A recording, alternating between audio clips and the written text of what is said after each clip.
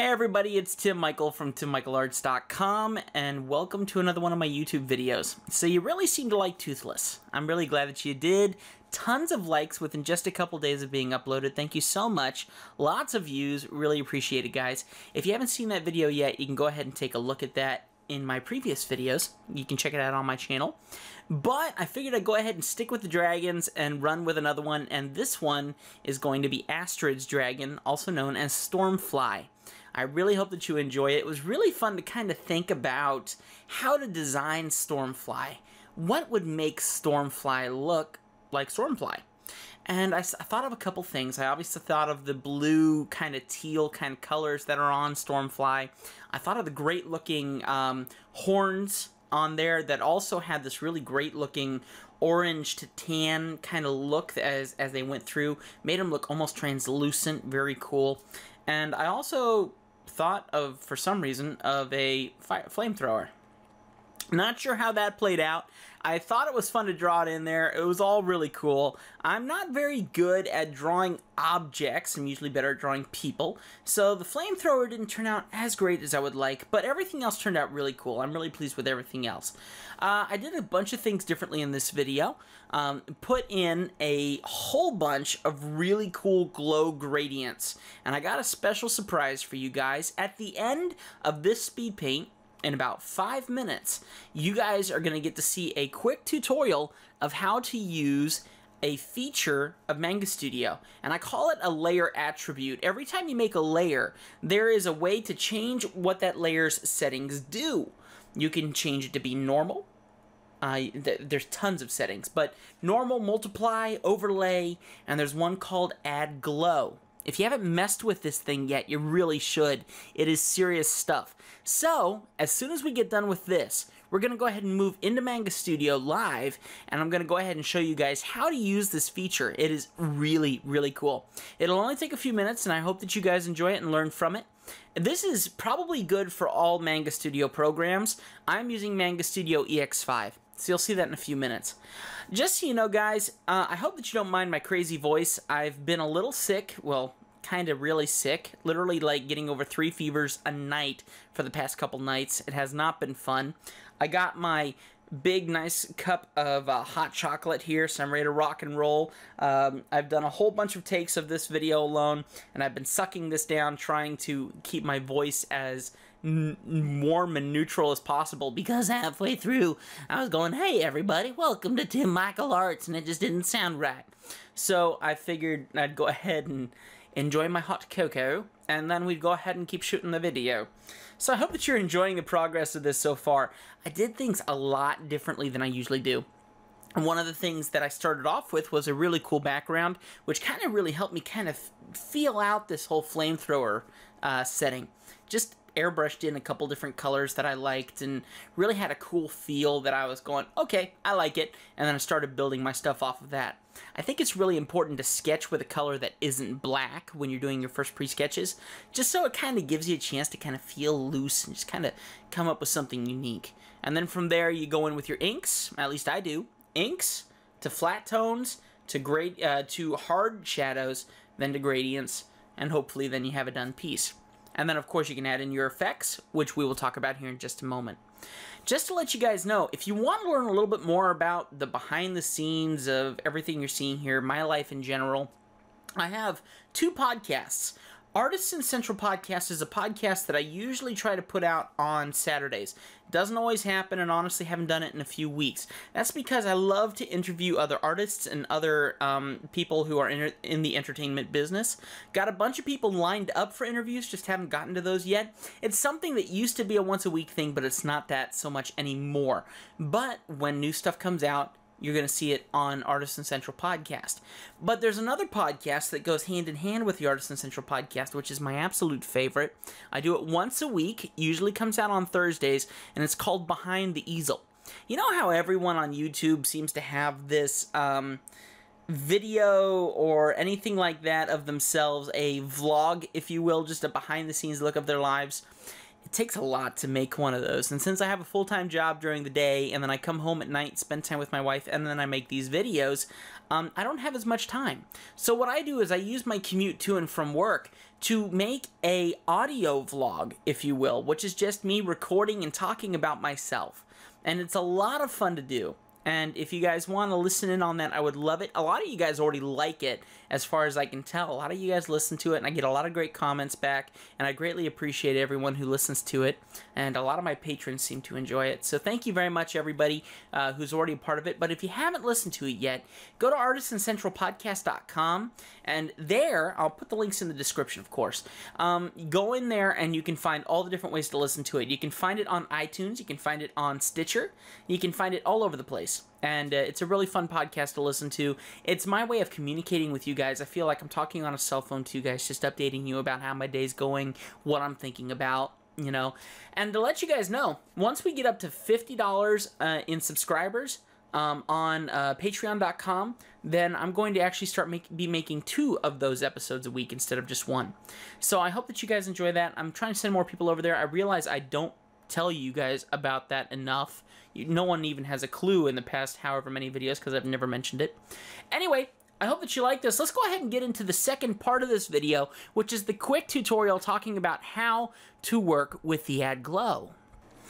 Okay guys, so here's what I'm going to do. I got my Cintiq all set up here, and I'm going to show you guys how to do this. As you can see, I have the same image up that I've showed you in the video before.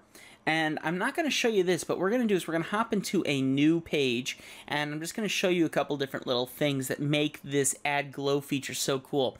I've used it in a couple of my drawings already, one of them being the Toothless drawing where I turned his headphones into a cool bright color, and then secondly in this one where I've added all of these great gradients.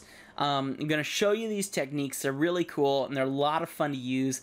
I'm going to show you them just really quickly, and you need to take them and go and experiment with them on your own. Now, like I said, as far as I know, Manga Studio is one of the only programs that actually has the Add Glow feature.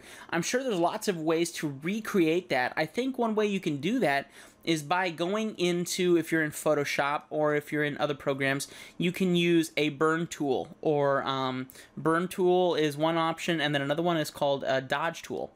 That's an amazing feature that a lot of different artists use when they're actually drawing in their different programs, and it's a really good feature if you're a comic book artist. So let's go ahead and take a look at this real quick. Let me minimize these 2 drawings real quick. Maybe I'll keep the Stormfly drawing up just so we can kind of use it as a reference guide. And then I'll quickly maybe see if I can sketch something up to give us a quick idea of how we can use this.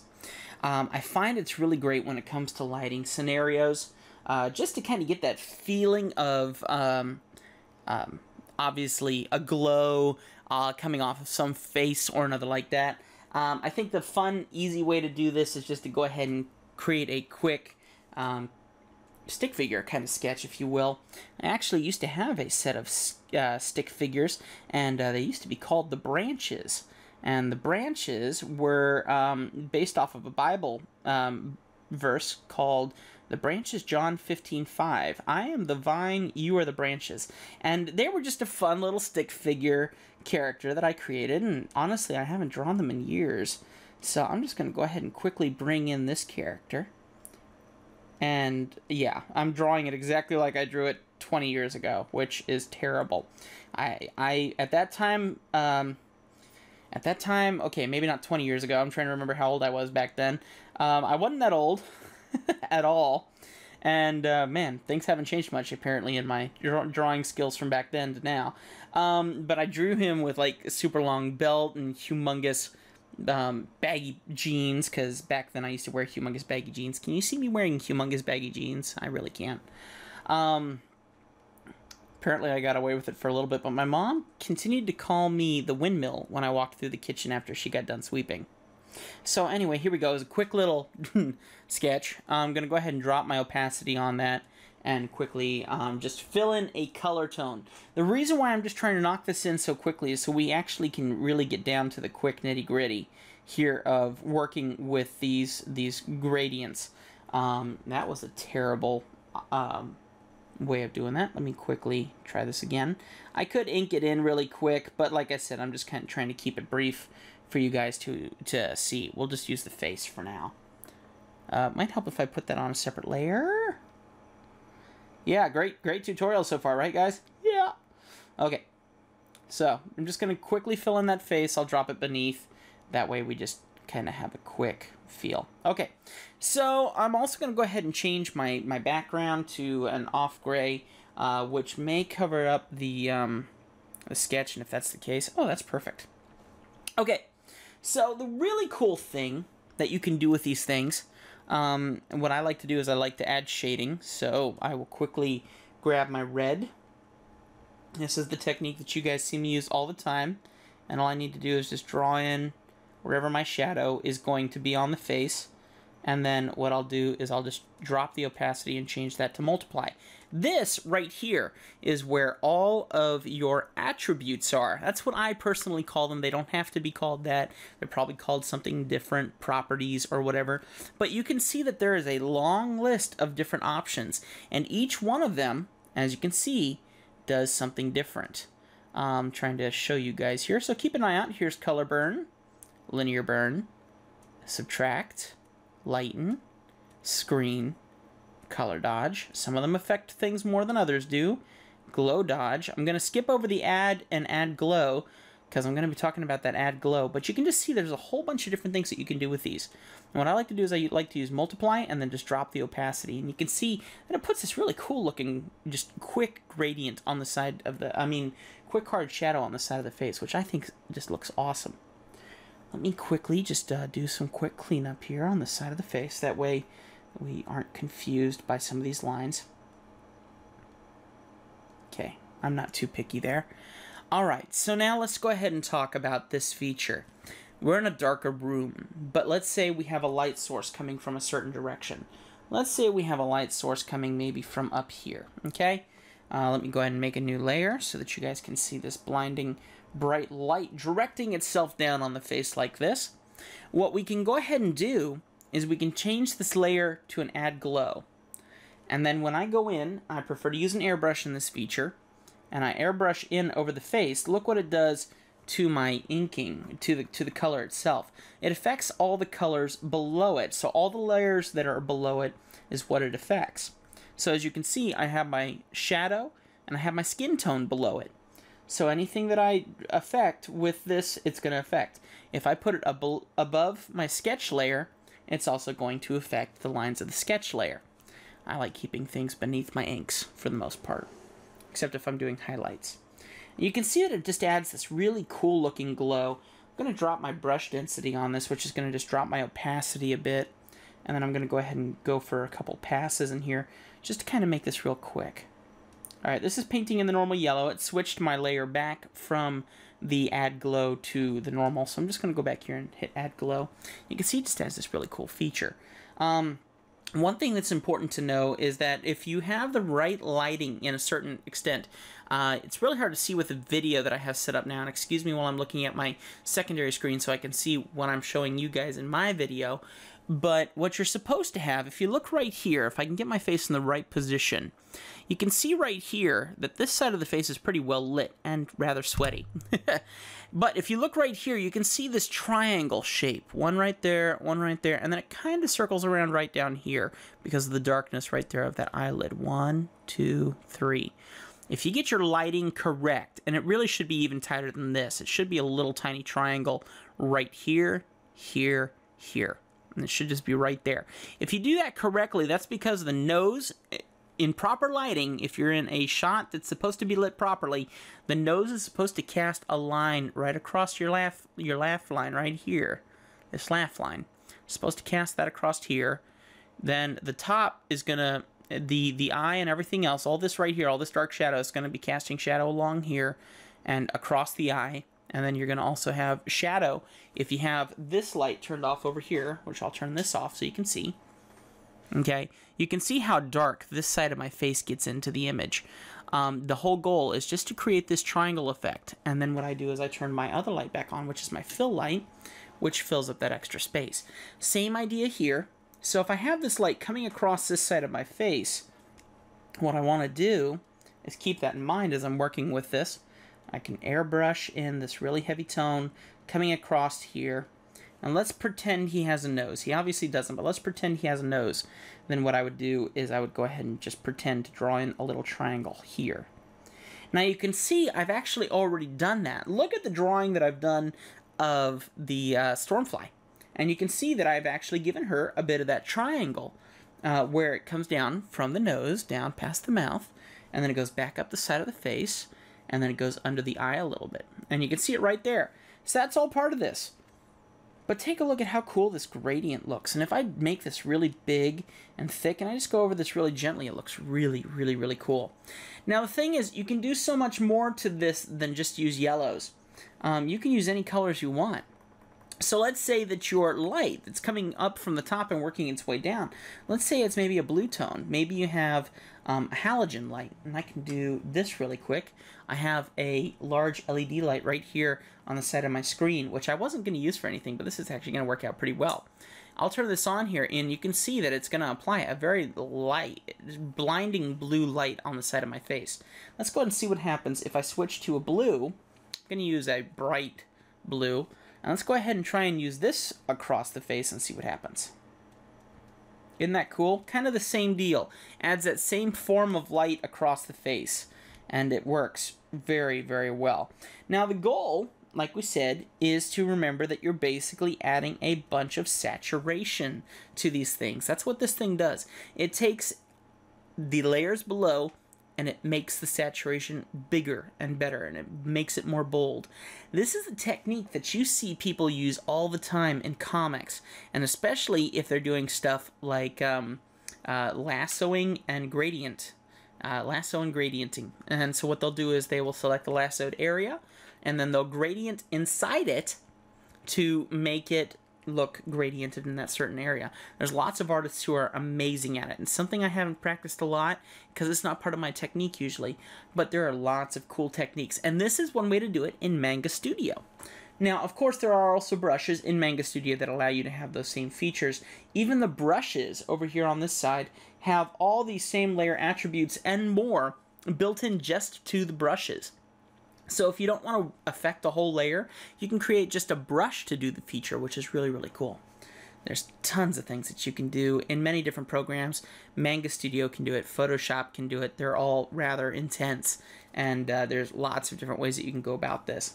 So whether you're just trying to get that really light touch, or whether you're trying to get that blinding hit like I have here on Stormfly, it's possible, I would suggest, very easily with the Add Glow feature under the Attributes layers. Okay? Once again, I'll show it to you one more time. We're going to hit Add Glow on the layer. You have to be on an empty layer. Or if you're on a layer and you hit Add Glow, it's going to affect whatever's on that layer. Okay? So I'm going to go ahead and go back to the layer that's empty, Add Glow.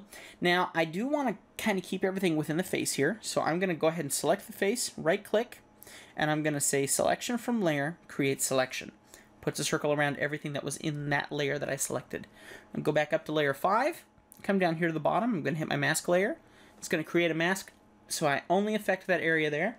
Now I can airbrush as much as I want with whatever color I want. Say there's maybe like a blinding green light on him. I can airbrush in with the right layer selected. Let me go back here. Oh, hang on just a quick second. Make sure that you click on the layer after you've messed around with the mask.